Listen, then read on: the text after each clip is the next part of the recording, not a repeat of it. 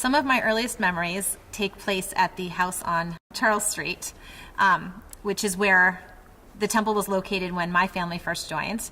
And I remember going to Hebrew school there, which was set up like a house. So our Hebrew school classrooms were within what used to be bedrooms. And the other thing that I remember is that in the bathroom, it was like any house bathroom, and there was a bathtub, which is kind of funny for a Hebrew school to have a bathtub in it. I also remember going to services in what was the living room of the house, and then Oneg would be in what was the sun porch. One of my most distinct memories of the Charles Street building was our consecration service. And I just remember having the little Torah and walking down the staircase into the living room. And that's just a very kind of vivid memory for me of the Charles Street Synagogue. We went to High Holidays in Northborough at a church because the house on Charles Street wasn't large enough to accommodate the entire community. So we went there, and I remember going to Child Watch at the little white building next to the church while our parents went to High Holiday services within the church. I have 3 children who are in Hebrew school here, and I think a couple of the things that have changed are the hours have changed. There are way more children than there were. When we were in Hebrew school, it was 1 classroom per grade.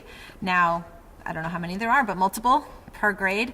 And my littlest guy, who's 3, goes now as well, and I don't think I went that young. But some of the projects are similar. I mean, obviously the historical learning is all the same, but they're getting to do they're getting some experiences that we didn't have just based on sheer numbers and opportunities. Yeah. I think one of the things you asked is what's changed and has the music changed.